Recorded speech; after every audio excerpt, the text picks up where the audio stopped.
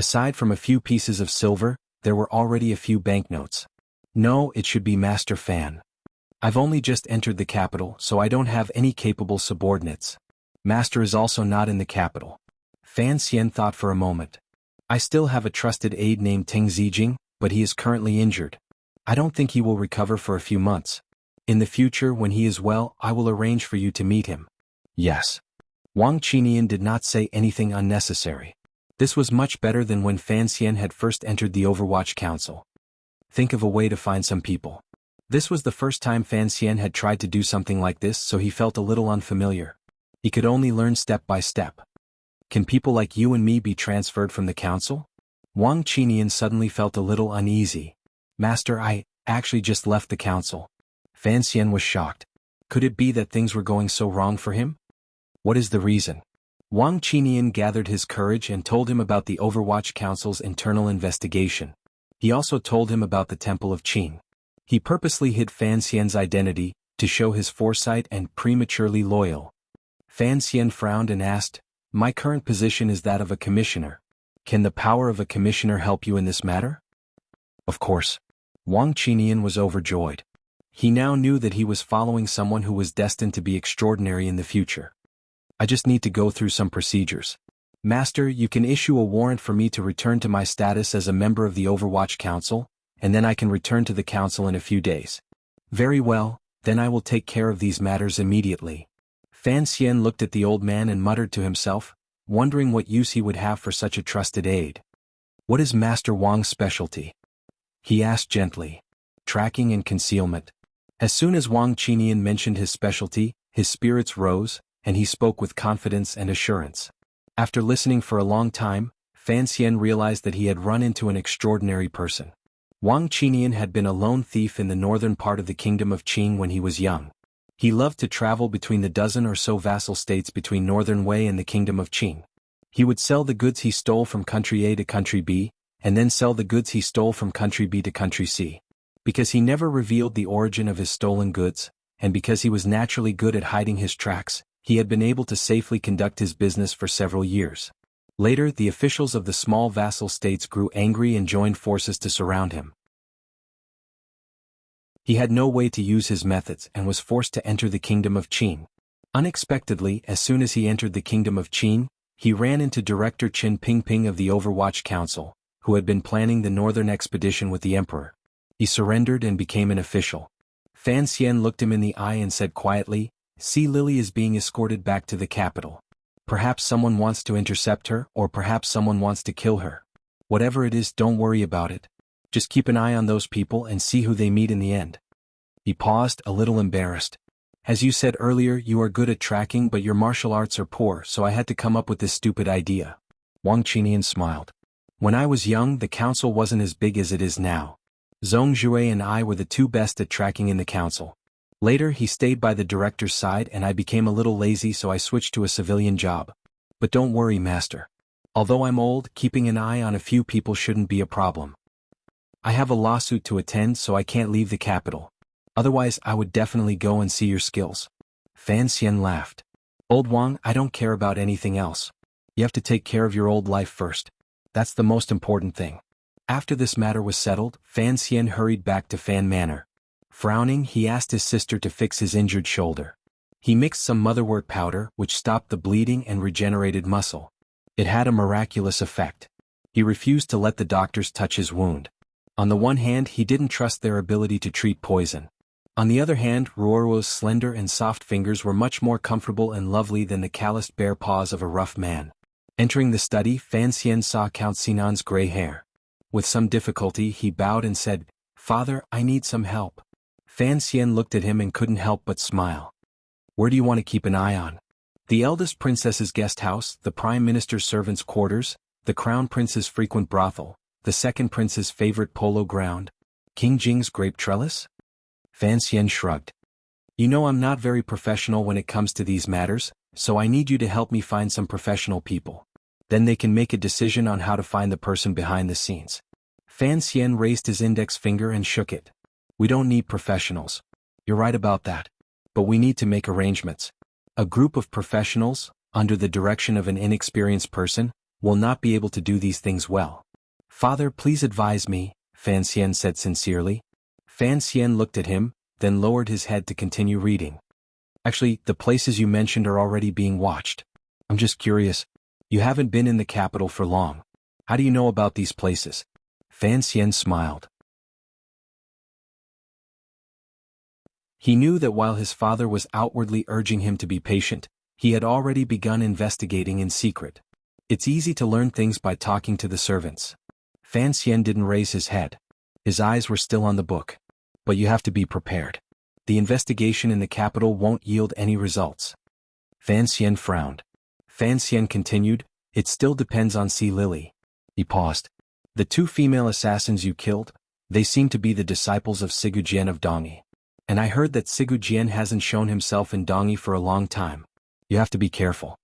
Fan Xian replied with worry, if a great grandmaster focused on killing someone who could avoid him? Fan Xian nodded. But you probably don't have the qualifications for him to make a move against you. Don't worry. This is just some useful information. 10 days later, outside of Zhangzhou, about 500 miles to the north from the capital, a group of people were heading south against the cold morning wind. They were people from the 4th Bureau of the Overwatch Council.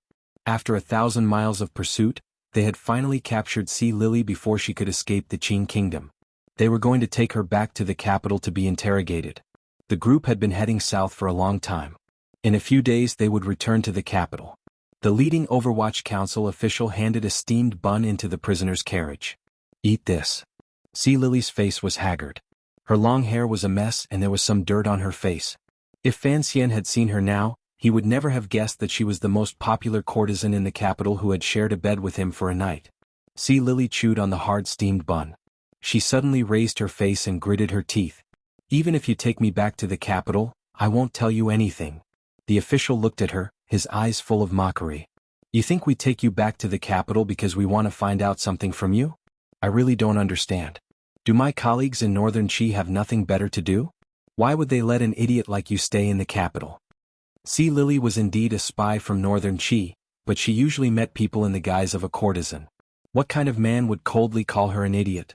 With a trembling voice she said, of course I know what you don't want to know from my mouth because if I tell you, I'm afraid the politics of the Qin kingdom will be in chaos for a while. The official said mockingly, actually you had the best choice from the beginning. On the day of the assassination you should have surrendered instead of running away. That way you could accuse any official of colluding with Northern Qi, and it would have been enough to achieve Northern Qi's goal. But you ran away, which means that you value your life more than this mission. Si Lily lowered her head, admitting this fact. Her fingers squeezed the hard steamed bun hard, leaving deep marks on it.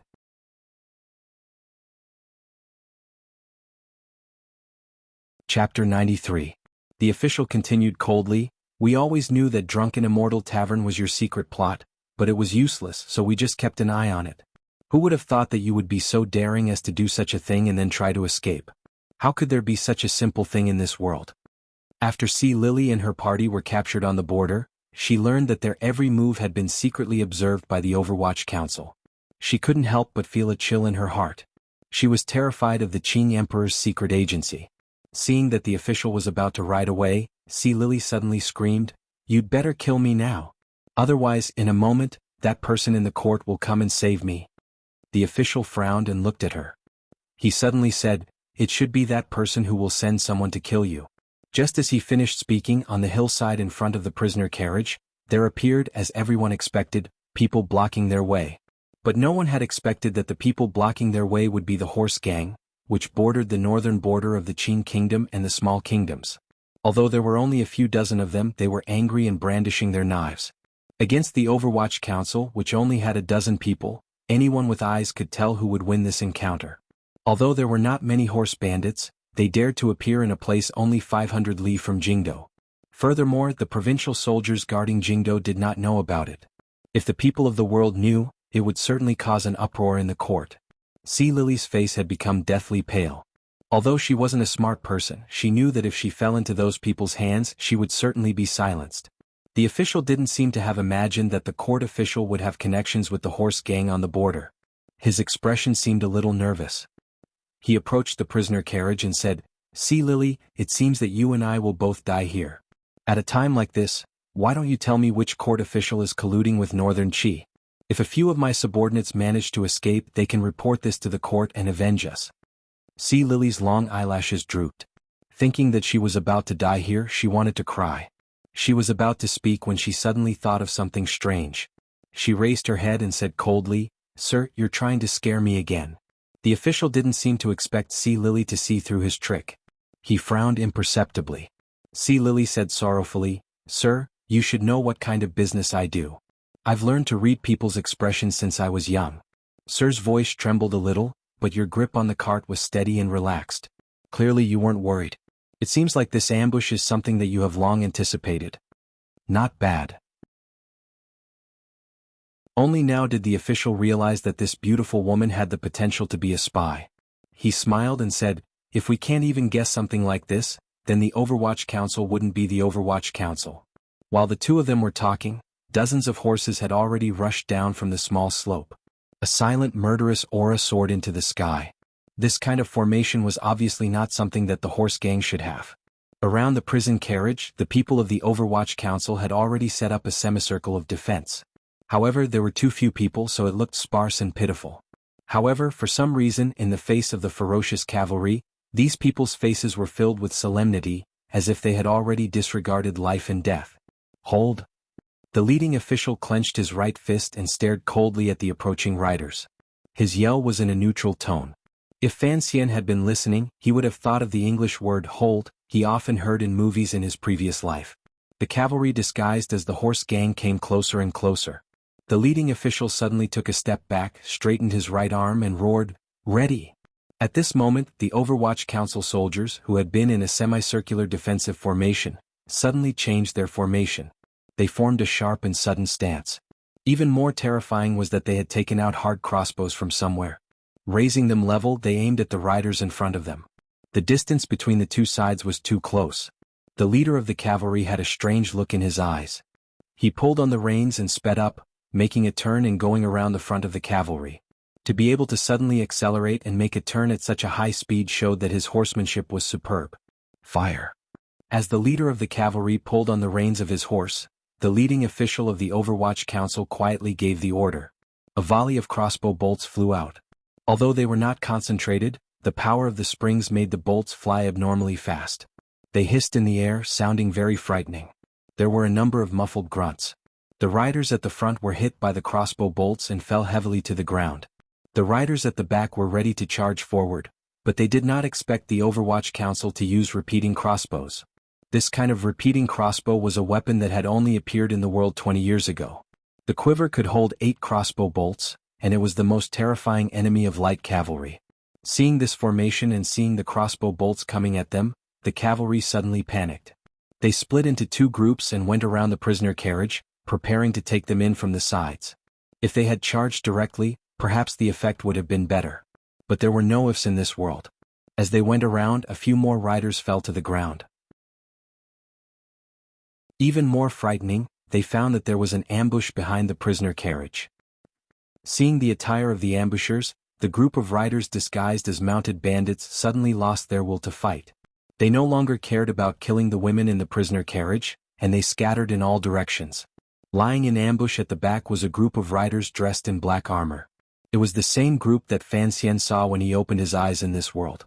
When Director Qin Pingping of the Overwatch Council left the capital to deal with council affairs, His Majesty had specially approved the personal cavalry of His Majesty, the Black Knights.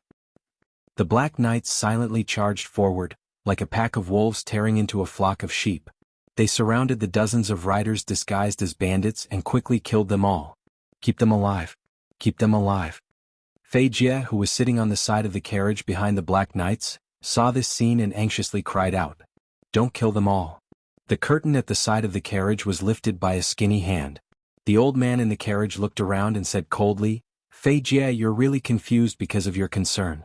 I'm afraid these little bastards don't even know who their master is. Just leave the leader alive." Fei Jie cursed. "Master Fan took advantage of our absence to get little Fan Xian into the capital. Something almost happened. How can I not be worried?" The old man snorted and smoothed out the wool blanket on his knees. "I was visiting my hometown," he lectured. "You wanted to sneak out of the capital. Who can you blame?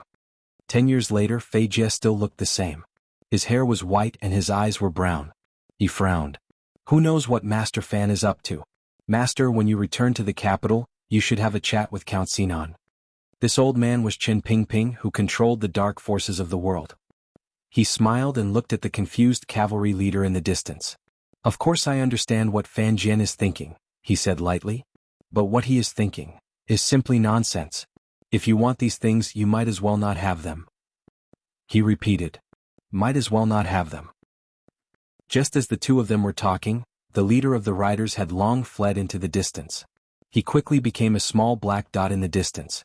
It was clear that he had fallen into the Overwatch Council's ambush. However, even in death he did not understand why Qin Pingping, who was visiting his family in his hometown, would appear outside Sangzhou in the north of the Qin kingdom. When he saw the Black Knights, he knew he had lost. Facing the sinister and ruthless Director Qin, even his true master could only maintain his composure, let alone him. He had taken the initiative to escape, so he was farther away from the Black Knights. The Black Knights seemed to be tired after a long and arduous journey. After chasing for 2 li, they saw that the distance between them was getting farther and farther, and could only return to camp. Has Zhong Jue gone? Qin Pingping quietly asked one of his personal attendants. The attendant bowed and responded. At that moment, a gray rider came galloping out of the forest in the distance, quietly following the fleeing leader. That is not Zhong Jue. Fei Jie frowned. Qin Pingping stared at the gray shadow, and after a long time he suddenly laughed. Since he let us see him, he must be one of us. To be able to maintain the same level as Zhong Jue, I remember there was such a person in the council many years ago. Wang Qinian? Yes. Qin Pingping smiled. It seems that the young man we were worried about has finally learned something. After sending Wang Qinian out of the capital, Fan Xian could not show his face in public due to his injury, so he went to less of the planned bookstore and lived a life of seclusion. But now he had long become famous in the capital, especially those 2 poems that were completely inconsistent with his experience. They made him the center of controversy. Those who supported him saw him as a genius in the poetry world, while those who opposed him saw him as a representative figure who wrote new poems to express his sorrow. But no one knew that even these 7 words had been brought to this world by Fan Xian. There were also rumors of plagiarism in the dark, but 10,000 miles of sorrowful autumn is always a guest, was too dazzling, and no one dared to stand out and say that they had written it, so this rumor had not been brought to light. But Fan Xian knew that such a day would come.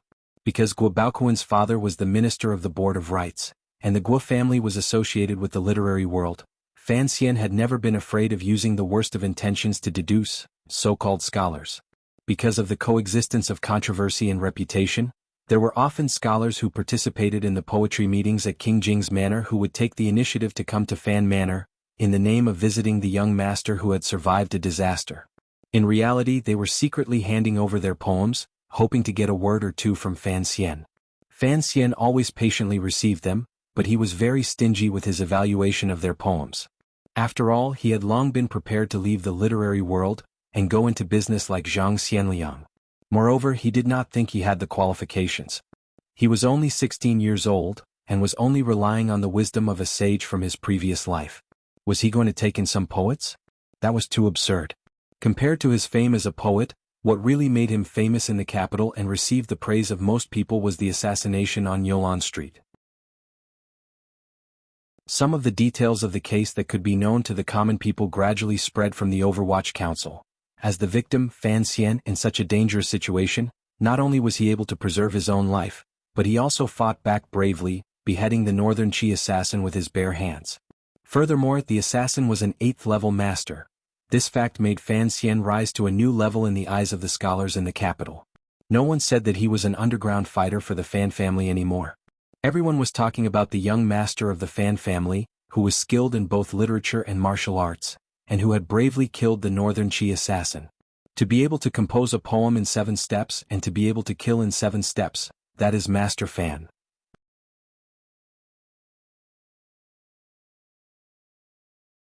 Chapter 94.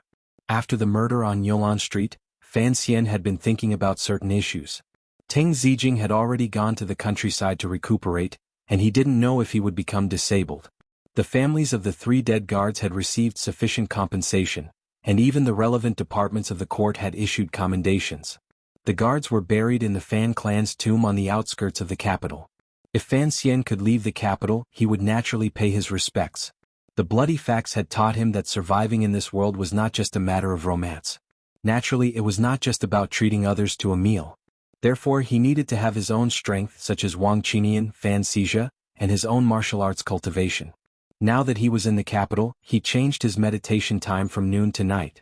Every time he was half awake, he always felt the Jinqi in the snow-capped mountain behind his back like a pool of warm water, cleansing every part of his body comfortably. Vaguely, it seemed that the amount and density of this Jinqi had increased to some extent. Fan Xian still felt it was somewhat inconceivable that he had been able to kill an 8th-level master while being harassed by the 2 female assassins. He had investigated the Jinqi flow of Teng Zijing and the other guards, and found that no one in the world practiced the same way as he did. This realization did not make him feel the slightest bit panicked. Since he could rely on a slender dagger and a sleeve crossbow to kill an 8th-level master, it proved that his Jinqi was very useful. He was different from the martial cultivators of this world. In his mind, there was no such thing as an unbreakable barrier between levels. The bloody puddle of water with the big man proved that as long as you were ruthless and accurate, so what if you were one of the 5 great grandmasters? But there was still no progress on the 2nd volume of the tyrannical scroll.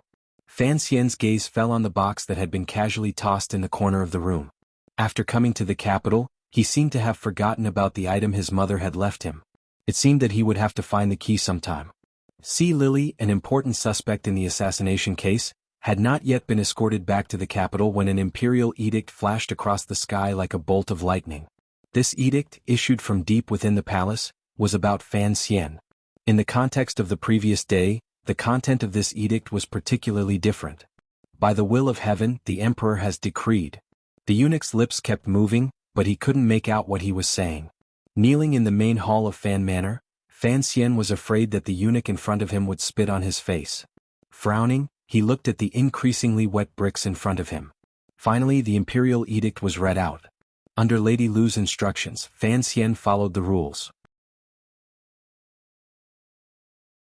After shouting "Long live the Emperor," he thanked the eunuch and accepted the imperial edict. Lady Lu handed over a banknote without the slightest hint of anger. Only then did the eunuch leave, satisfied. "Where do we put this?" Fan Xian asked Lady Lu, holding the imperial edict in his hands. "We can't just keep holding it, can we?"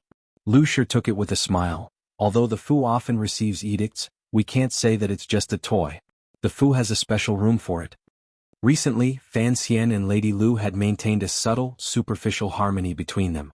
This was the result of the times, but neither side knew what would happen in the future.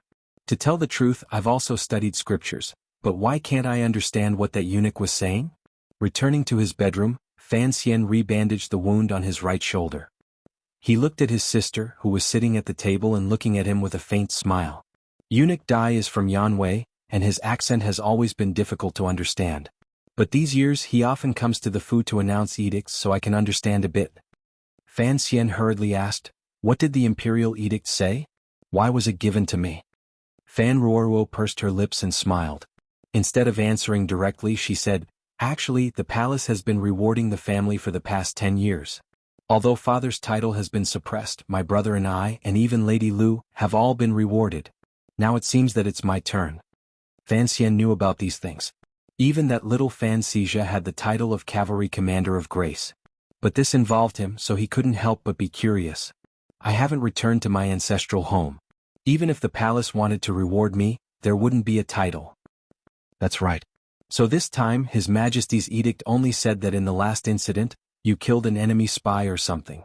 That was a meritorious service to the country, and so you were specially made a functionary of Taichang Temple." "Functionary of Taichang Temple?" Fan Xian's voice was filled with surprise. Taichang Temple was the place where the patriarch worshipped the temple.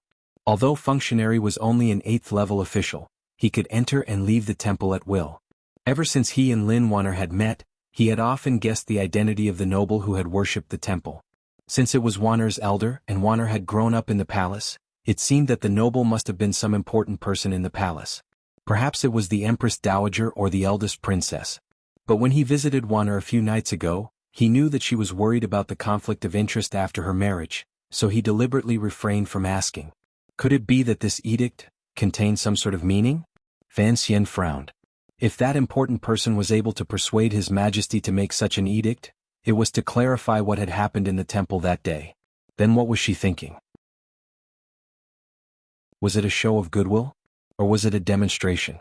Fan Ruoruo saw him frowning in thought, and finally couldn't help but laugh. Pointing at her brother, she said, "Brother, when it comes to you, you're always confused.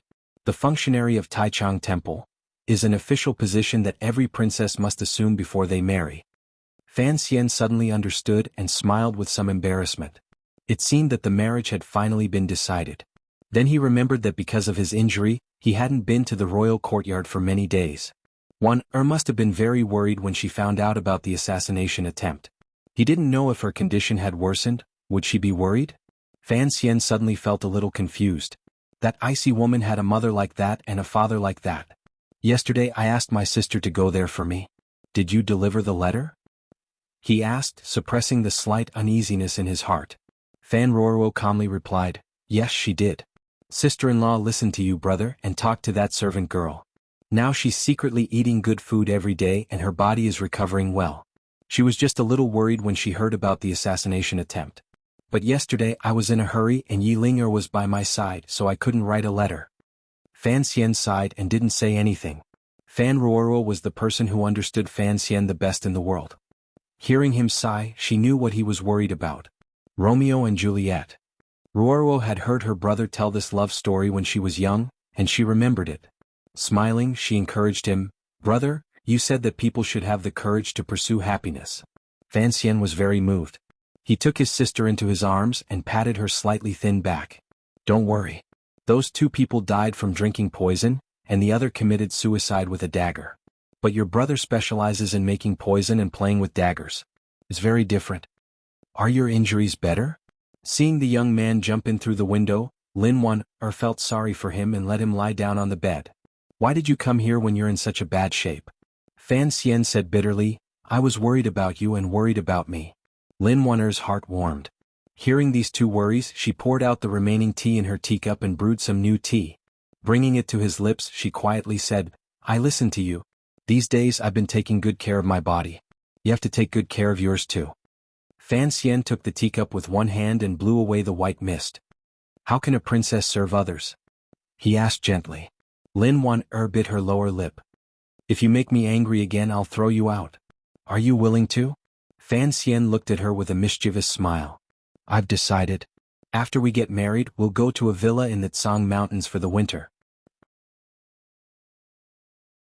Fan Xian leaned against the bed and looked at his fiancée, who was looking at him with a face full of worry. He smiled.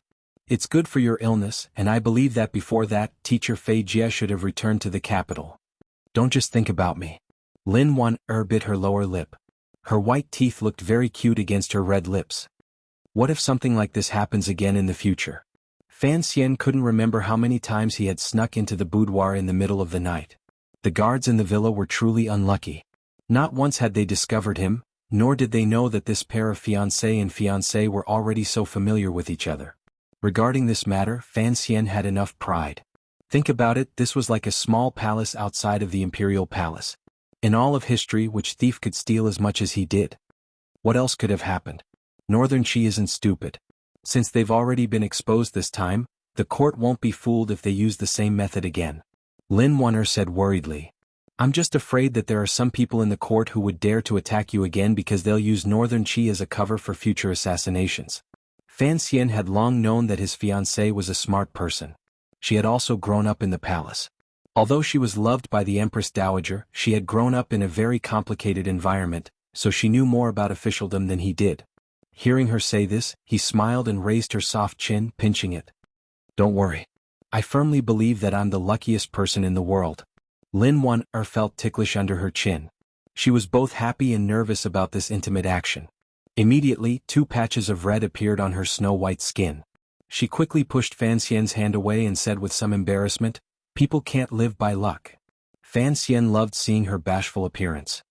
"I'm already lucky enough to have you. Having me, is that important?" Lin Wan-er lowered her head slightly. From this angle, her long eyelashes trembled slightly. She was clearly nervous. "It's very important." Fan Xian pulled her into his arms. He wasn't very good at sweet-talking, so he was also a little nervous. He clumsily tried to find her lips. Lin Wunner felt a wave of manly scent hit her in the face. She couldn't help but feel her body soften. She leaned weakly against his chest. She turned her head and said softly, "Just who wants to kill you?" As she turned her head, she coincidentally avoided Fan Xian's wolfish kiss. Fan Xian was very angry, and hearing this question, his heart chilled. He hugged the soft body in his arms, and his hands unconsciously slid down her back. "Don't worry about it."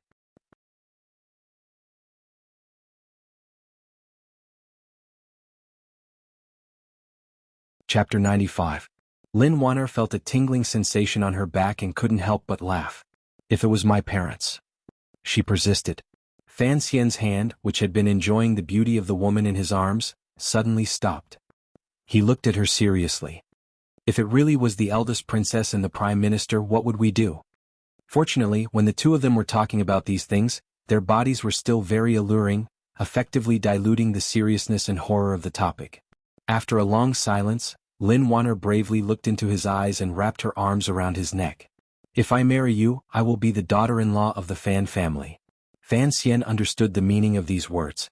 Although the sweet night talk in the boudoir had been tinged with worry, he knew that his fiancée had grown up in the palace and had been brought up by the Empress Dowager.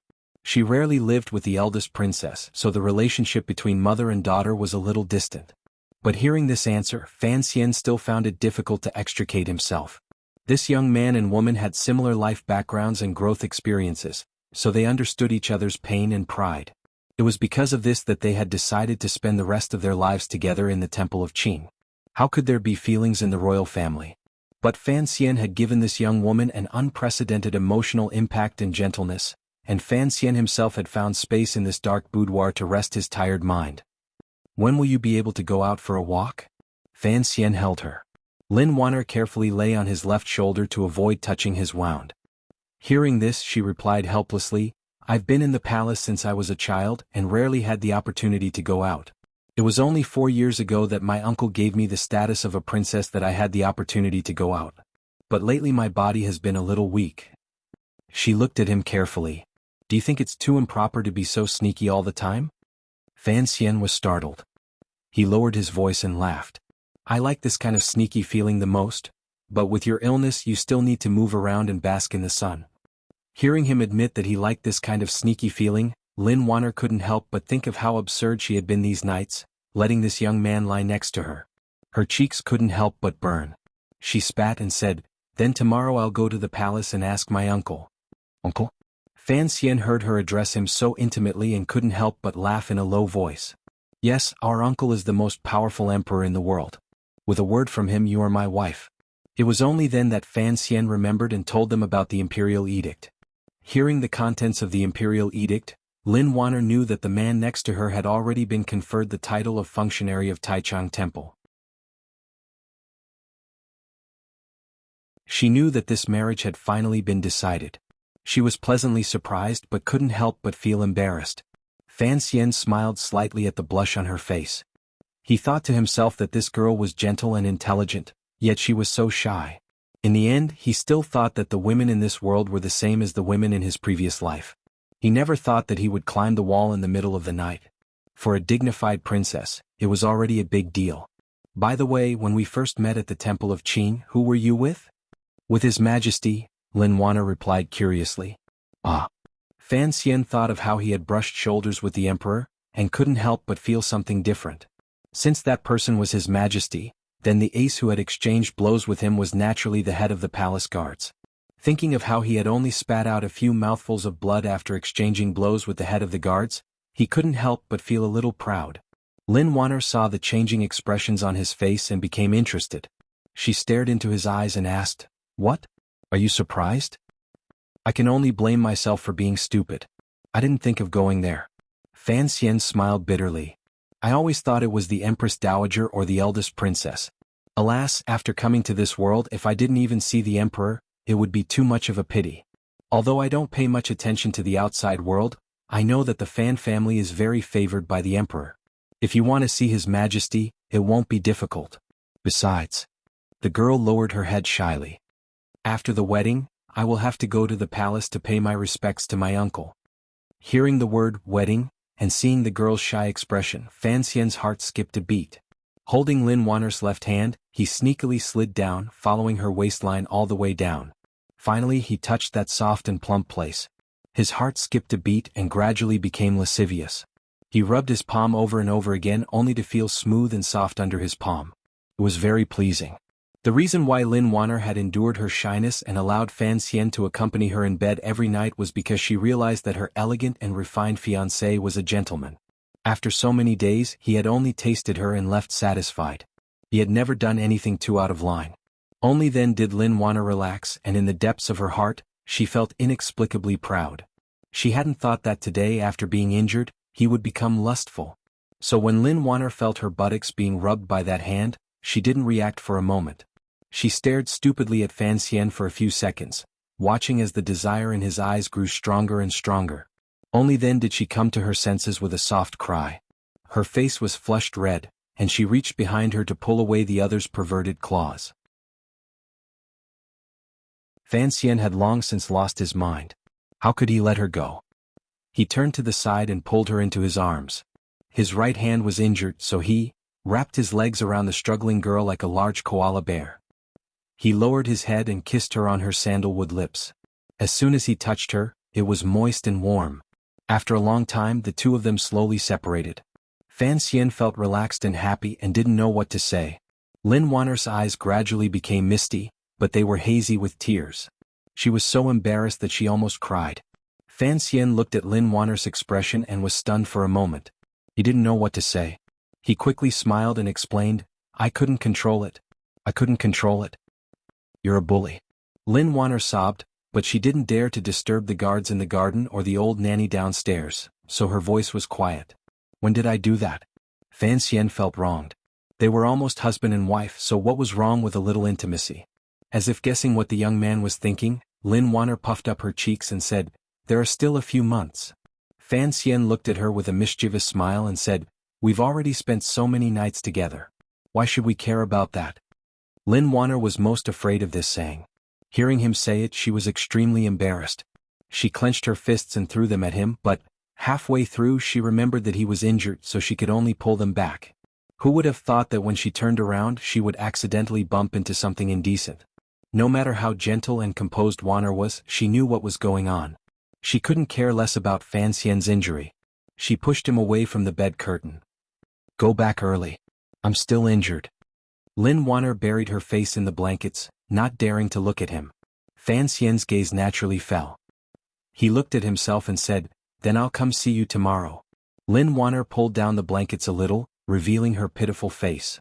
She begged, "Don't you have official business tomorrow?" "All right. The bookstore opens the day after tomorrow."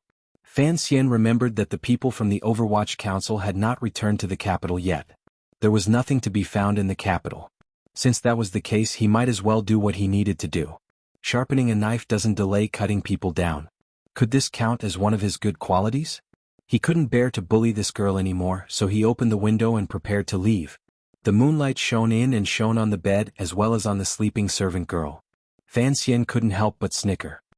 He wondered if this servant girl would grow fatter in a few days, since she slept so well every day. The next day the bookstore opened for business. Dongchuan Road was bustling with people.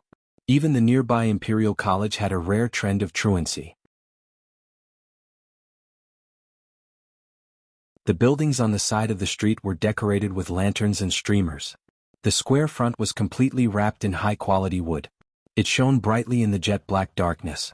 It was truly a very bookish decoration. Unfortunately, there were too many people today and the smell of sweat replaced the scent of books. Most of the people who came were here to see Fan Xian. Everyone was curious as to how the illegitimate son of Fan Manor, who had only been in the capital for a little more than a month, could do so well. They were even more curious as to why a noble young master who was skilled in both literature and martial arts would want to open a bookstore.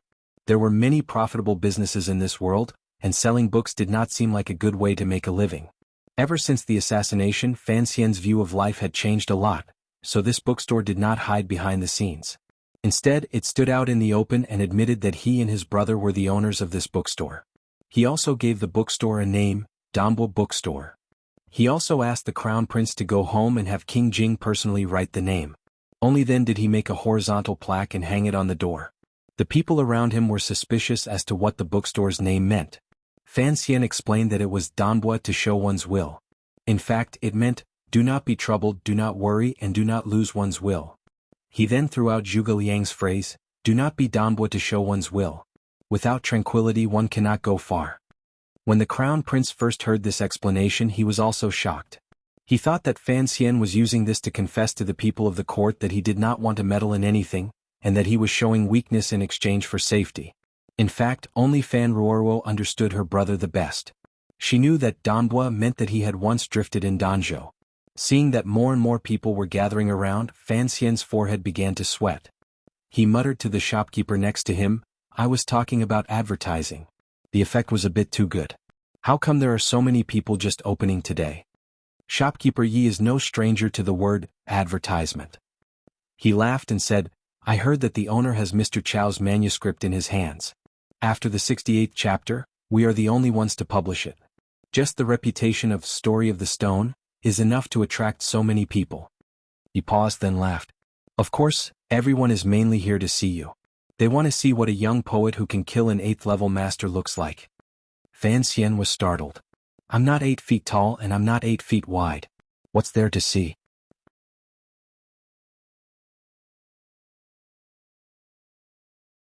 Chapter 96. Whether Fan Xian was willing or not, people came in droves to congratulate him. Perhaps it was because they had found a rare opportunity to get closer to Assistant Minister Fan, or perhaps it was because they knew that the emperor had already made Fan Xian a functionary of Taichung Temple, and that his marriage to someone in the palace was imminent. All the officials gave him face and sent their subordinates to congratulate him. Even the manors of the princes and dukes sent people to deliver gifts. On Dongchuan Road, there was an endless stream of sedan chairs, and the sound of greetings could be heard everywhere. Gift boxes almost filled the entire meeting room. The onlookers on the street clicked their tongues in wonder. It was just a bookstore and yet it had caused such a commotion. This Master Fan, who excelled in both the pen and the sword, was no ordinary person. The biggest benefit of the opening scene was that from now on, Danbo Bookstore would no longer have to worry about being harassed by the people of the underworld, and there would be very few official problems. Fan Xian calmly looked at the scene and cupped his hands in greeting to the guests. He knew that most of them had come for his father's sake. Fortunately, the bookstore was too small, and the guests were not important people.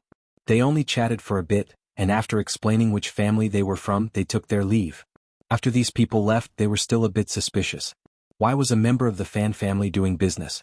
It should be noted that being a merchant was not a very honorable job. At that moment, Crown Prince Jing Li Hongqing finally arrived. The people on the street who knew who he was all bowed to him, and he returned their greetings with a warm expression, without a trace of the arrogance of a member of the royal family. His face was like a spring breeze and he was very scholarly. Seeing him enter the store, some passers-by asked curiously, this Danbo bookstore has quite a bit of face. King Jing and the Fan family have always had a good relationship, don't you know? Fan Xian saw that he had arrived and his heart trembled. Such a gentle person like the spring breeze was willing to rush forward for the sake of the second prince. What kind of person was the second prince? He smiled and shook his head, driving all these thoughts out of his mind. He walked out of the store. He still wanted to have a simpler relationship with Li Hongqing. The two of them entered a quiet room in the back. Li Hongqing looked around at the decorations and sighed. Looks like you really did invest a lot of money. I only took 1,700 taels of silver. Fan Xian poured him a cup of tea. Small business, not worthy of the crown prince's attention. Li Hongqing accepted the tea and shook his head. You people of the Fan family are the best at making money. This is something all the officials know. But Count Sinan earns money for the court while you earn it for yourself. It's not the same. Fan Xian smiled. When you earn money you have to pay taxes to the court. Even if you earn some for yourself you can't keep it in your hands and let it rust. If you take it out and use it you'll be helping other people's businesses. If other people's businesses are doing well the court will pay more taxes. Therefore, no matter where you do business as long as you can make money, the money will eventually go to the imperial court, and in the end it will be used on the people. Li Hongqing was a little confused but he seemed to understand a little. He clapped his hands and sighed in admiration. Just a few words but they seemed to make a lot of sense. The court has always respected agriculture and restrained commerce. I was wondering why you chose to make a living like this, and whether you had no intention of becoming an official. So that's how it is. Fan Xian felt very embarrassed. In his previous life, when he wasn't sick, he could only score from the bottom in political economy. It was just idle chatter. How did it become sense? He quickly stopped and changed the subject. All right. What career? I only wrote 2 crooked poems. I'm going to be a deserter in next year's competition. Li Hongqing, who had been troubled by Fan Xian's strength of character for a long time, finally used his fan again in front of him. He incessantly fanned his neck and laughed. If you write a crooked poem, how are you going to let those people in the Imperial College live?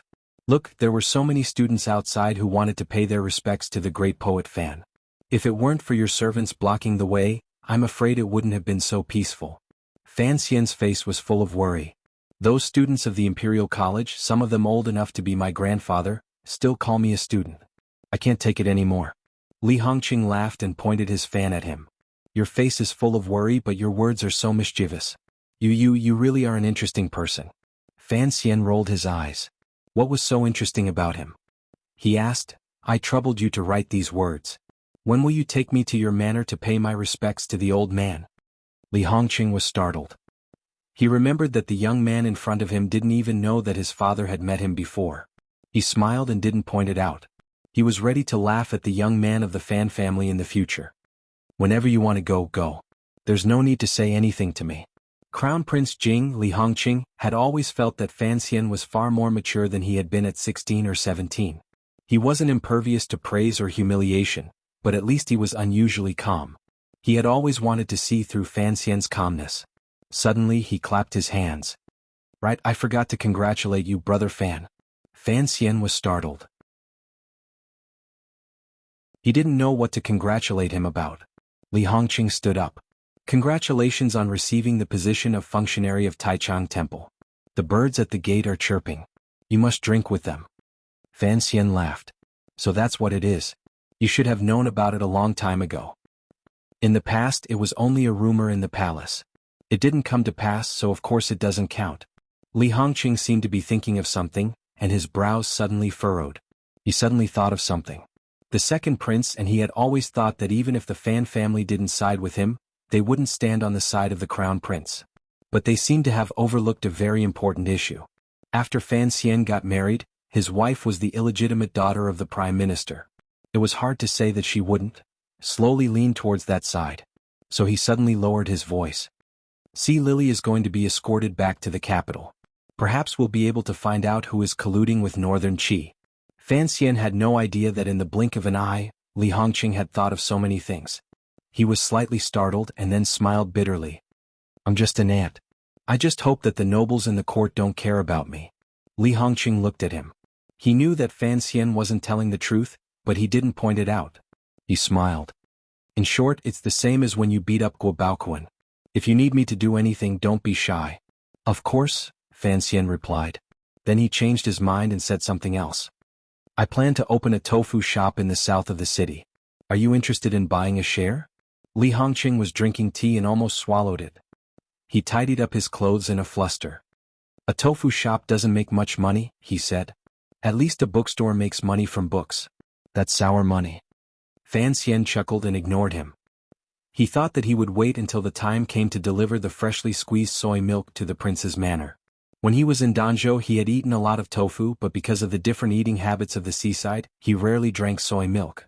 After coming to the capital, he had drunk it a few times, but he always felt that there was too much residue. He didn't know if it was a problem with the process, so he decided to improve it. At dusk after school, Fan Xizha finally sneaked in through the back door. After being taught a lesson by Fan Xian last time, he had also taught a lesson to his schoolmate. He felt good, so going to school didn't feel like a chore.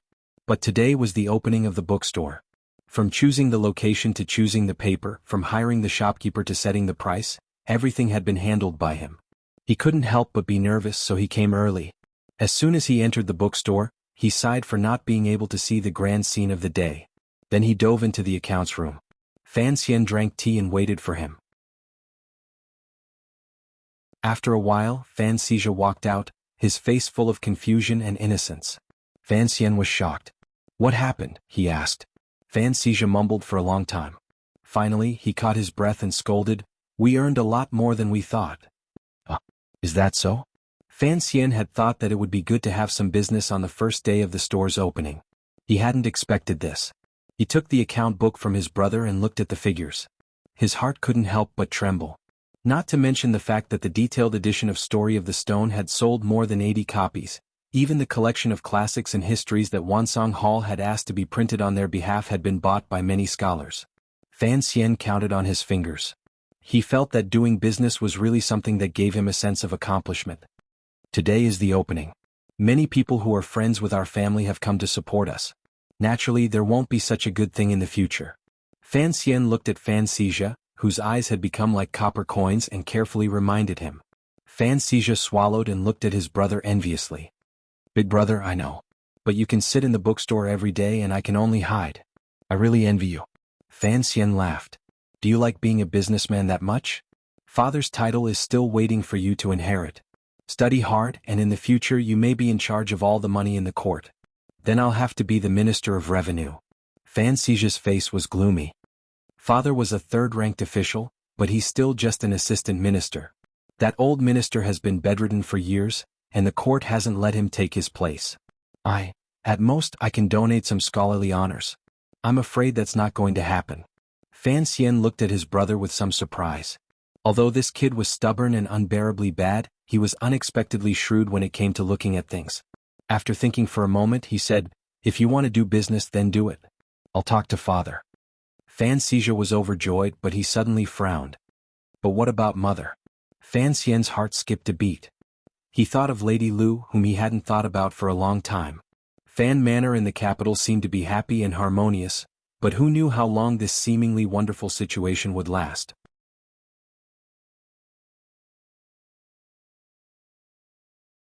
Chapter 97. Fan Xian held Xizha's hand as they walked out of the bookstore. Suddenly he thought of something. He turned around and said to shopkeeper Yi in a sincere tone, "About the matter we talked about a few days ago, I would like to trouble you to arrange it." Shopkeeper Yi did not understand why this young master was interested in the survivors of Qingyu Hall, but he still nodded in agreement. The 17 shopkeepers had long since grown accustomed to life in the capital, working for various manors. Although they could not run their own businesses, their lives could be considered wealthy. Fan Xizha asked curiously, "Big brother, what arrangements? Do you know what kind of place Qingyu Hall is?" "Of course I do." Fan Xizha had offered a large sum of money to hire this shopkeeper Yi, so of course Fan Xizha knew about him. He said, "These are the shopkeepers of the Yi family. If I could run a business and have a group of capable people, how great would that be?" Fan Xian was startled. He increasingly felt that he had been too careful. It seemed that the name of the Yi family had long since become a thing of the past. The people of the capital no longer saw it as some sort of taboo. When he boarded the carriage that had come to pick him up, he found Ruoruo waiting inside. Fan Xian blamed himself. "If I had known you were coming, I would have come out earlier." Fan Xizha looked at his sister and felt an inexplicable fear. "I just came to take a look. This business has nothing to do with me. Don't tell father." Hearing this, Fan Ruoruo's originally indifferent face showed a trace of a smile. "We're all family. Who would want you to be flogged?" Dongchuan Road, which had been noisy during the day, was now quiet. Fan Manor's carriage rattled toward the eastern part of the capital. That was the home of the 3 boys and girls in the carriage. The sun was setting and the carriage's shadow was long. It slid forward on the flagstones of the street, bouncing up and down as the flagstones rose and fell. It seemed as if it were struggling to escape the coolness of the flagstones and plunge into the fiery red of dusk. It was still the same old saying. Fan Xian felt that his current family life was quite happy. Happiness was such a thing. Since he had already grasped a few strands of hair in his hands, he had to hold on tighter. So Count Sinan, Fan Jian, was constrained by his official status and was unable to find out the truth of the assassination attempt against him, so he had to endure it for now. However, Fan Xian was currently a free and unfettered person, so he had no misgivings. In order to complete the 3 goals of his rebirth, he could not accept being in an unsafe environment. In his previous life, the United Nations had once said that people should have the freedom to be free from fear. Although Fan Xian did not understand politics, he thought to himself, even if I wear it, I still have human rights, right? Wang Qinian sat at the table, his face ashen. He had rented this house with Master Fan's banknotes before he left the capital. It was in an inconspicuous location and no one should have noticed it. Fan Xian quickly pushed the tea over and said, "You've worked hard." Seeing him use honorifics, Wang Qinian didn't dare accept it. He hurriedly reported the mission.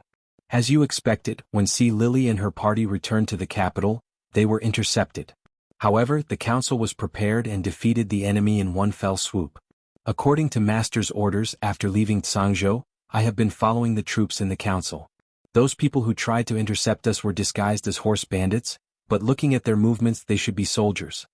Fan Xian was startled. How did the military get involved?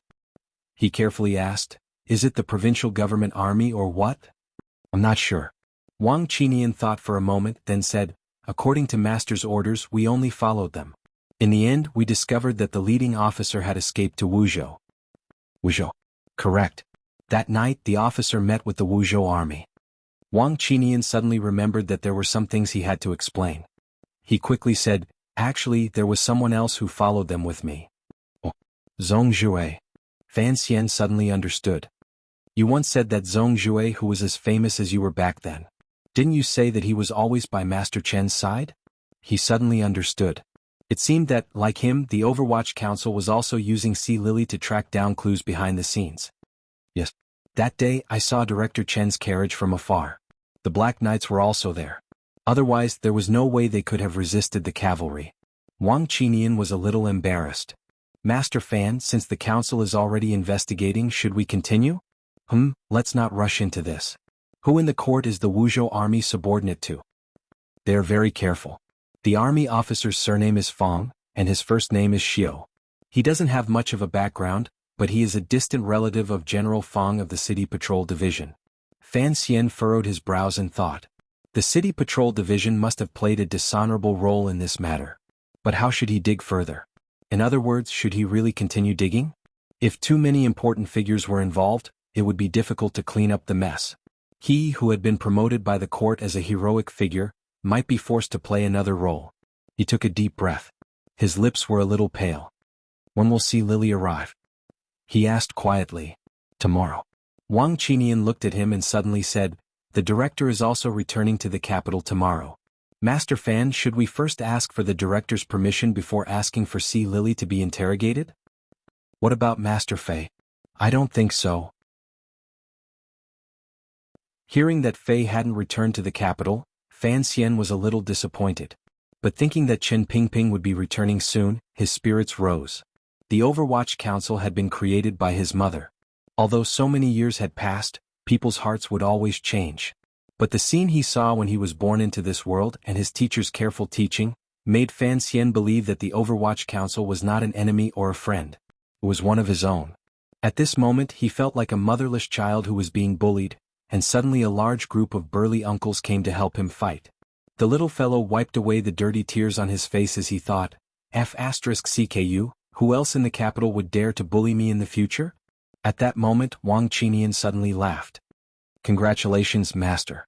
It seemed that even he, who had just returned to the capital, knew that Fan Xian had become functionary of Taichang Temple.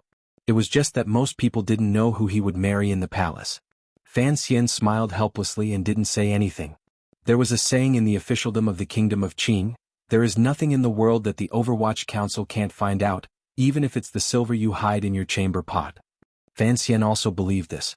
Although his father's subordinates hadn't found any clues, if there was anyone in the world who could find out, it had to be Chen Pingping. For the sake of safety, Fan Xian had Wang Qinian temporarily stop his activities. He only had him arrange for some people to closely follow the council's every move. The entire officialdom reacted to Director Chen's return to the capital. It was said that the night Chen Pingping returned, he was summoned to the palace by the emperor. After a long night of discussion, the emperor let the tired Chen Pingping return to his manor. The civil and military officials were envious of Chen Pingping's undiminished royal favor, but they also silently cursed that the old man had fallen ill from overwork and should have retired. While the director was in the palace, the Overwatch Council's operations were carried out in an orderly manner. That night, a large group of officials from the First Bureau of the Overwatch Council broke into the City Patrol Yamen with a murderous aura and began to search. Another group headed straight for the manor of the general in the south of the city. On a tall tree outside the Brigadier General's manor, Fan Xian held the branch firmly with both hands. The zhenqi in his body slowly flowed, quietly disappearing into the dense foliage. His eyes were cold as he looked at the chaos in the manor. Not long after the operation was over, the disappointed officials of the Overwatch Council retreated from the back courtyard, bringing with them a disappointing result. General Fang Darren of the city patrol had committed suicide to escape punishment. Just an hour before the Overwatch Council arrived, he had hanged himself from a beam. Fan Xian sighed and waited for the crowd to disperse before slipping down the tree. Walking on the quiet night street, he was still thinking about this matter. Fang Darren was a military general. Even though his collusion with Northern Qi had been exposed and he had chosen to commit suicide, pulling out a knife and cutting his own throat seemed to be more in line with a martial man's personality. His death by hanging was too full of resentment in the palace. It was probably not something he was willing to do. His heart jumped and he could no longer restrain himself. He went to the address Wang Qinian had left him. The Wang family's house was in an ordinary alley in the south of the city. At night, the men would lie outside in the shade and sip tea, but the wives of the wives would be locked up. Fan Xian walked along the street inconspicuously, found the right place, and disappeared into the dark corner of the alley. Although Wang Qinian was a low-ranking official, he was still a member of the Overwatch Council. The reason why he seemed so poor after his resignation was because he had used all his savings to buy this small courtyard. When Fan Xian entered the courtyard, Wang Qinian was looking at his son with a face full of love. He was fanning himself with a large palm leaf fan. Hearing some movement, he alertly turned his head and saw Fan Xian's clean and beautiful face. He couldn't help but be shocked. "Shoo." Fan Xian gestured to him and quietly followed him to a quiet place. Wang Qinian didn't think that after reporting to the young man earlier in the day, Fan Xian would immediately come looking for him again. With a face full of suspicion he asked, "Sir, what happened?" Fan Xian told him about Fang Darren's suicide. Wang Qinian frowned. "They acted quickly. This is going to be difficult. Take me to the prison." "I want to see Lily," Fan Xian said. "The council is investigating. If we interfere now, won't it cause a misunderstanding?" Wang Qinian was more thorough in his considerations than Fan Xian. Fan Xian thought for a moment, then said helplessly, "Sir Chen has been summoned to the palace. I'm afraid something might happen in the prison." Wang Qinian thought that he really had to hurry. "Sir," he said respectfully, "it's best if you don't get involved in these matters. Let me handle it." Fan Xian shook his head. "Let's go together." To tell the truth, he had always been curious about the Overwatch Council's prison. Of course, he was also curious about Sea Lily. It was already night in the capital. In the darkness that was as thick as ink, there was a sprinkling of light. The Lujing River was the brightest, followed by the alley. And the darkest place among the ink was the Overwatch Council. That night, Wang Qinian led a mysterious man in a gray robe into the Overwatch Council's prison.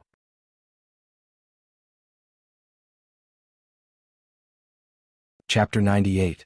Because the Overwatch Council was directly under the command of the Emperor, the Kingdom of Qing's celestial prison was not in the Ministry of Justice, nor was it in the Supreme Court. Instead, it was here where serious criminals were kept and security was particularly tight. The celestial prison was not far from the Overwatch Council, just around the corner. If anything happened, they could immediately provide assistance. Wang Qinian, at least on the surface, was no longer a member of the Overwatch Council. But with the token in Fan Xian's hand, the two of them easily gained the trust of the guards and entered the celestial prison. The two iron doors of the celestial prison opened without a sound, without the eerie grinding sound that Fan Xian had imagined. The guards carefully examined the tokens, then respectfully invited the two of them in, and closed the iron doors from the outside. Behind the iron doors was a long corridor leading downward, lit by dim oil lamps on both sides. The stone steps were slightly slippery, but there was not a speck of moss on them. It seemed that they had been carefully taken care of. As they walked down, they saw a guard every few steps. They looked unremarkable, but upon closer inspection, Fan Xian found that they were all at least of the 4th level. After walking for an unknown period of time, the air became a little turbid. It blended with the turbid lights in the surroundings, causing one's senses to become a little sluggish. It was as if this place had already broken away from the fresh and clean mortal world, and had already reached the Yellow Springs evil land. "Sir, please show us the relevant documents or edicts from the inner palace." A muddy jailer glanced at Wang Qinian. Wang Qinian was very respectful to the jailer, and handed over Fan Xian's token. The head jailer looked very old. The wrinkles on both sides of his cheeks had been squeezed into ridges. He took the waist tag and looked at Wang Qinian with a strange expression. "Little Wang, you've been promoted?" Wang Qinian respectfully stepped to the side, revealing Fan Xian, who was completely covered in a gray robe. "Today I accompanied this sir to the trial." The jailer realized that he could not see their faces clearly, but he knew the weight of the token in his hand. He nodded, took out a key from the table, opened the door next to him and waved for the two of them to enter. Fan Xian frowned, wondering if he would have to ask Si Lily through the bars. He did not want to expose his voice in front of too many people, so he turned around and gave Wang Qinian a look. Wang Qinian smiled and shook his head. Seeing the metal door close behind him, Fan Xian asked curiously, "Why are you afraid of him?" Wang Qinian frowned and said, "He was the former head of the 7th Bureau. He spent his entire life in prison. When it was time for him to be released, he would rather come back and continue to be a jailer. He said he liked the smell of blood here. Tell me, how could I not be afraid of such a person?" Fan Xian shivered and thought to himself that the Overwatch Council was indeed a nest of freaks. Back then, his mother had paid for such a monstrous organization. He really didn't know what she was thinking. Following their previous directions, the two of them easily found the cell where Si Lily was being held. Looking at the beautiful woman behind the bars, Fan Xian frowned. A weak woman locked up in such a frightening place, yet her sitting posture and expression remained calm. It seemed that she had been trained in Northern Qi. But then he immediately thought that Si Lily was not a truly powerful figure. Otherwise, she would not have fled the capital at the beginning. Instead, she would have walked right into the trap and carelessly attacked a few important figures, making the Qing court uneasy every day. Fan Xian did not know that his reasoning was exactly the same as that of the official who had escorted Si Lily back to the capital. He took off the gray robe covering his head and looked at Si Lily. "Miss Lily," he said gently. Si Lily had long known that someone was coming. She had just arrived in the capital today, and someone had already come to interrogate her. It seemed that she was very important, so she deliberately put on an indifferent expression. But she had not expected it to be Master Fan. Master Fan. Si Lily was astonished, but she forced herself not to cry out. "Miss Si, it has been over a month since we parted at the Drunken Immortal Tavern. I did not expect to see you again under such circumstances." Thinking back to when they had shared the same bed, their fingers full of sweetness and tongues entwined, he had never imagined that this woman was a spy from Northern Qi. Si Lily seemed to have thought of something, and her face darkened. "I did not expect Master Fan to be so unfathomable." Fan Xian sighed faintly. "The thin jade rustles at the head of the river, the wind is clear and the dew at night is autumn. The immortal steed stands by the side, all first-rate in the world. I had thought that even if you and I had only coincidentally met on a reverse journey, it could still be considered fate. I really do not understand why you would have the heart to do such a cruel thing to me." This poem had been written by Qian Weiyan in his previous life. To Zhu Sai, it was about being virtuous and free from vulgarity. Fan Xian thought that since Si Lily was famous in the capital, and had always been known as a talented woman, and had always lived under the loving gazes of the people, she should have been virtuous and virtuous in her bones. At this moment he deliberately sighed in order to weaken this female spy's will. Unexpectedly, Si Lily slowly lowered her head as if she had not been touched.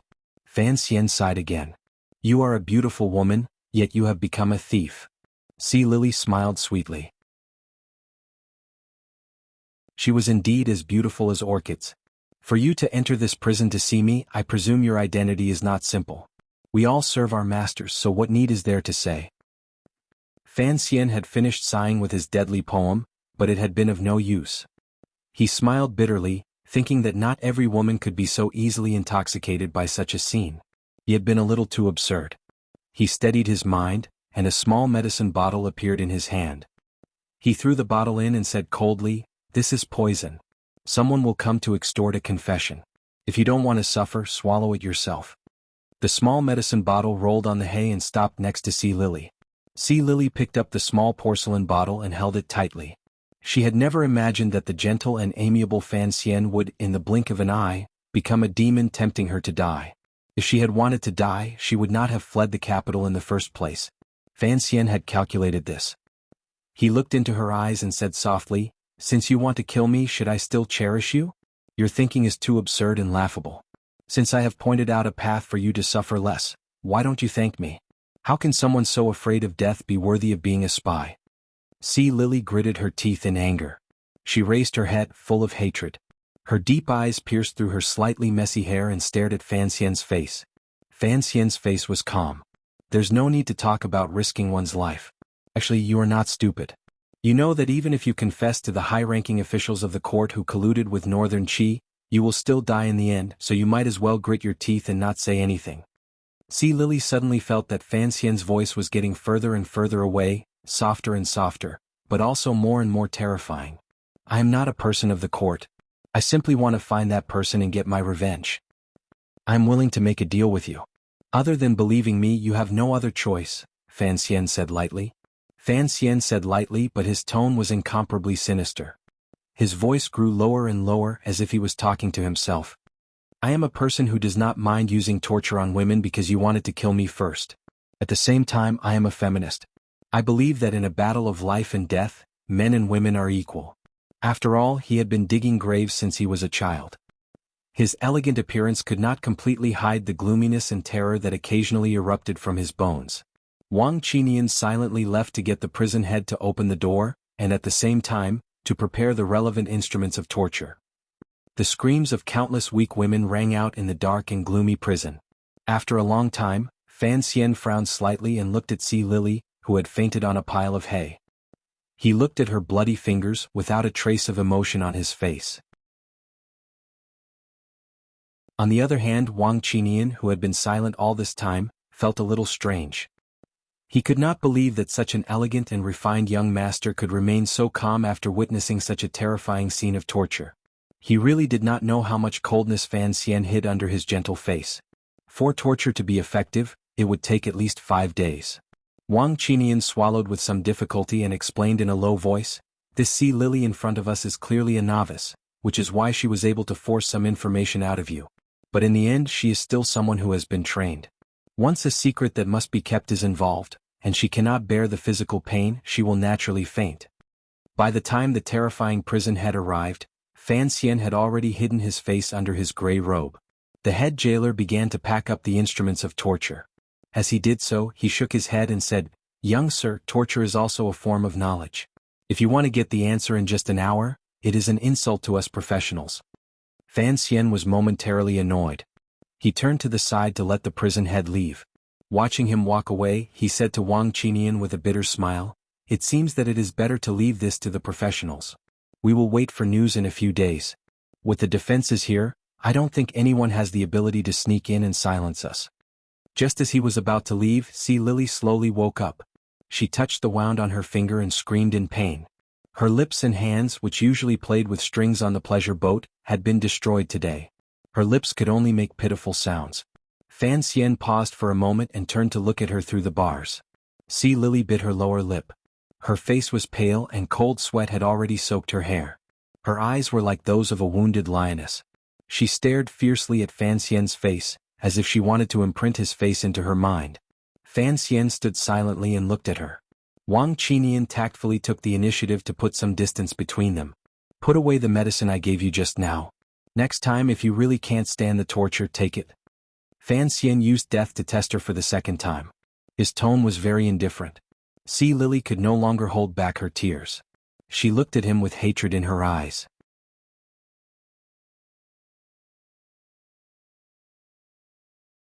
Chapter 99. A damp smell, mixed with the stench of fresh blood, began to ferment outside the cell at the end of the corridor. A man and a woman who had been pretending to be affectionate in bed a month ago had long since switched roles. Fan Xian looked at the woman's wretched appearance and frowned slightly. At first, he thought he would be like what was written in the novels of the Ming and Qing dynasties, having a wonderful time with this woman, or perhaps like Bai Ledian taking her home. Who knew that the story would end so hastily before it had even begun? But there was nothing to lament about. Since she wanted to kill him, if he did as Fei Jie had said all those years ago and showed excessive sympathy, it would be extremely irresponsible to himself and the people around him. Meeting those two venomous gazes, Fan Xian explained gently and calmly, "I believe that for something like life, if you can control it, you should control it. That is why I gave the poison to you. You should know that your death is of no benefit to me, so there is no need to look at me with such a gaze. I still pity you, but I will not feel guilty. The heads of my 3 guards were smashed into smashed watermelons by your people.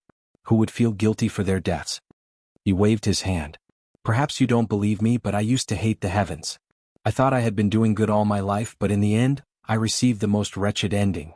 If hatred was of any use, I would have long ago punched millions of holes in the heavens. So I later understood that while you still have the ability to control your own body, you must be grateful that you still have a life to live. Sea Lily remained silent. She only gently raised her wounded hands, not letting them come into contact with the coarse grass. Miss C, think about it. Nothing in this world is more important than your own life, Fan Xian said calmly. Fan Xian calmly said, you are a man of Qing, yet you work for Northern Qi. To be able to give up so much, presumably it is not for money but for revenge or something like that. I don't know if the rumors about you in Jingdo are true, but if you want to do something, you must ensure your own survival. And if you want to live at this time, you must pay a certain price. Sea Lily suddenly raised her head. Although the light in her eyes was dim, it was like the underworld fire in a grave, unwilling to be extinguished. After a long time, she gritted her teeth and said, how can you guarantee that I will live? Fan Xian's spirit rose. He crouched down and said, you just arrived in Jingdo today, and I was able to come to the celestial prison to interrogate you. You should be able to guess my position in the Overwatch Council. Sea Lily shook her head weakly. Do you think I'll believe you? This has nothing to do with belief. Fan Xian gently said, this has always been a gamble. However, right now you are more passive. Between life and death you don't have a choice. Sea Lily's gaze wandered helplessly. She seemed to be moved. She turned her face and looked at Fan Xian's clean and beautiful face. For some reason she thought of that night on the pleasure boat where the two of them were entangled. An unreasonable hatred welled up in her heart. Like a madwoman, she leapt forward and spat at Fan Xian's face. Fan Xian dodged to the side, very surprised. It was clear that this woman's defenses were about to be loosened. Why did she suddenly change her expression? How could he know that whether it was in his previous life or this one, regardless of her occupation, this woman's mind was always like a needle at the bottom of the ocean, like sand in the mountains, hard to touch and hard to fathom. Fan Xian felt a little irritated. His willowy brows furrowed tightly, and his expression kept changing. No one knew what he was thinking. He thought of the general who had committed suicide last night, and then he thought of the one in Wuzhou who was probably already dead. He knew that the other party had acted ruthlessly and quickly. If he wanted to catch the person who truly wanted to deal with him, it seemed that only Sea Lily's mouth could be used. If her confession came out too late, the person who contacted Sea Lily might also die or leave. It seemed that torture wouldn't be enough to break this Northern Qi spy's nerves in a short period of time. Unfortunately, what Fan Xian needed now was time. Even if it took a few days, what was there to be afraid of? It seemed that he wouldn't be able to get anything out of her. Fan Xian seemed a little disappointed. He stood up in front of the bars as if preparing to leave with Wang Qinian. Suddenly, he took a deep breath, frowned and stood in front of the cell. He looked coldly at the woman through the bars. Wang Qinian looked at him with some astonishment. Fan Xian's clear voice rang out. Tell me who did this. I swear on the name of my ancestors in this world that I will definitely let you go. The only reply he got was a deathly silence. But Fan Xian refused to give up. His eyes, which were gradually becoming gentler, looked at Sea Lily's face, and looked at the bloody hands that she held in front of her chest. The damp air in the celestial prison smelled moldy, and the bars and time between Fan Xian and Sea Lily seemed to have grown moldy as well. After an indeterminate amount of time, Sea Lily still bit her lower lip and said nothing. It was clear that deep in her heart, there was some kind of painful struggle going on. The bottle of poison that Fan Xian had thrown to her was made of green porcelain. Now, under her hand on the hay it lay quietly. It seemed to emit a very strange smell. After a long time, Fan Xian sighed. It seemed that he had given up. Before he left, he said one last thing to Sea Lily. The way you raised your hands, you looked like a cute puppy. Later on, Wang Qinian had always felt that Fan Xian was somewhat neurotic. Even under those circumstances, he could still make fun of an enemy spy. Fan Xian himself did not feel this way. At the time, he had said it purely out of instinct.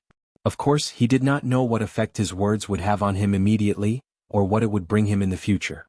Hearing him say that she looked like a cute puppy, Sea Lily was slightly stunned.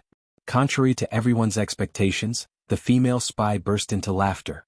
After laughing, her expression changed. No one knew what she was thinking, but she felt that her spirit was extremely relaxed. It was as if after laughing, all her burdens had been lifted. Her soul began to cower and hide in her body, carefully praying for survival. Her body felt like it was soaking in warm water, it was extremely comfortable, and she began to reminisce about the beauty of life. So she slowly raised her head. Her somewhat pale lips moved slightly and two words came out. Mr. Wu.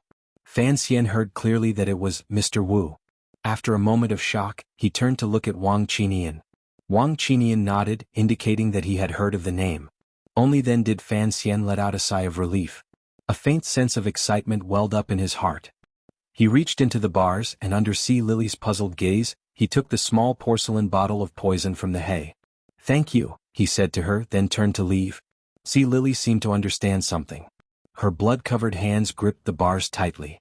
She cried out to his departing figure, "Don't forget, you swore in the name of your ancestors." After the heavy metal door closed, the Overwatch Council's prison returned to its usual calm and gloomy state. The prisoners here were usually sent to the underworld after only a few days, so there were not many prisoners left. At this moment, the faint sounds of sobbing could be heard from the deepest part of the tunnel. It was very clear and very sad. After a while, the head of the prison respectfully pushed a wheelchair out of the secret room. Chen Pingping was sitting in the wheelchair, resting with his eyes closed. He suddenly opened his eyes and asked, "What do you think of the commissioner I chose?" He was asking about Fan Xian, of course. The head of the prison thought for a moment. Cruel and merciless. He's only half of it. Which half? His hands may be cruel, but he's still a gentle man deep down. Chen Pingping smiled, and a look of gratification appeared on his aged face. That's good, that's good. A gentle heart and a ruthless method is better than a ruthless heart and a rotten method. At least I got the information from Sea Lily by mistake. The head of the prison asked calmly, "What should we do with Sea Lily?" Chen Pingping thought for a moment, then said lightly, "Observe for a while. If she can become one of us, then we'll give it a try. If not, then we'll naturally kill her." Don't we need to explain this to Commissioner Fan? I was prepared to hand the council over to him, but since he doesn't have the ability yet, there's no need for him to know too much. Yes, sir, the head of the prison replied. The first bureau is ready to depart. Chen Pingping coughed. At that moment, all the civil and military officials thought he was still in the palace. No one expected him to come alone to the celestial prison. His coughing finally subsided, and he motioned for the head of the prison to push him out. He closed his eyes and thought for a moment. Since Mr. Wu has already forced Fang De to his death, he must have left the capital by now. I'm afraid we won't make it in time. The head of the prison shrugged. He had been in charge of the affairs of the 7th Bureau, and he had always looked down on the efficiency of the 1st Bureau. There was no fun in investigating a case, so he wasn't too concerned about whether or not they could catch Mr. Wu. He just looked at the long corridor above his head and said with a headache, "Director, next time don't come and eavesdrop. It's very difficult to move this wheelchair up." Chen Pingping smiled. After leaving the palace today, he had come here to see the son of his old friend. He wanted to see what he looked like now, and whether or not he had the ability to take over everything he had prepared for him. As for the assassination on Yolan Street, he, like Wu Zhu, did not take it to heart. It was only a small matter. If Fan Xian had died like that, naturally there would be no need to worry. The more important aspect was to see the special qualities Fan Xian displayed in handling this matter. This was a test. Fan Xian did not know any of this and hurriedly left the prison with Wang Qinian. He learned from Wang Qinian that Mr. Wu was a famous strategist in the capital, but he always hovered between the second prince and the crown prince. He did not seem to have any clear inclinations, but according to rumors, many things in the bureaucracy were related to the terrifying shadow of this middle-aged man. Fan Xian raised his eyebrows slightly, and his good-looking face became slightly serious. He knew that the man was an old fox and would certainly want to cut off all the clues. By this time he might have already learned to live in seclusion in some mountain. The so-called strategist loved to do this sort of thing. After 7 or 8 years, when the matter had died down, he would run out and continue to throw out a bellyful of evil tricks. How can you be sure that what Sea Lily said is true? Wang Qinian asked. Fan Xian calmly replied, "It's simple. If that Wu Bowen is still in the capital, then it is not him. If he has already run away, then it is him." It was a very simple judgment and perhaps the closest to the truth. There were too many things in this world that were complicated by the stupidity of human beings. Wang Qinian nervously asked, "Then are we really going to let Sea Lily go?" "Sir, you don't have that kind of authority right now, but before." Although the people of the Overwatch Council did not respect ghosts or gods, they had great respect for the existence of their ancestors. Fan Xian did not answer him. He only thought to himself that his ancestors in this world did not seem to have much to do with him. He knew that it was not a good time for him to make an appearance, so he had Wang Qinian inform the First Bureau. Mu Tai knew who Fan Xian was and should believe what Wang Qinian said. When the two of them parted, Fan Xian discreetly nodded at a dark corner of the street, confirming the name Wu Bowen with that person. After making these arrangements, Fan Xian slowly returned to Fan Manor. He climbed over the wall and quietly lay on his bed, waiting for the news the next day. When Wang Qinian entered the Overwatch Council, he was surprised to find that his colleagues in the First Bureau were all ready to go. He couldn't help but be surprised. Mu Tai looked at him and smiled.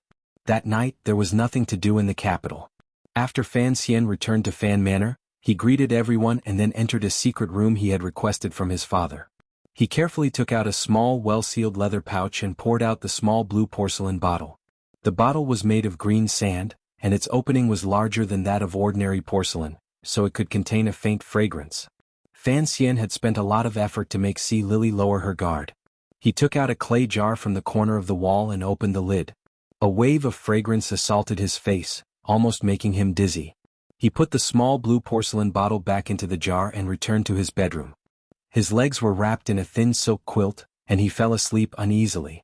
The next day Wang Qinian came to report with some shame.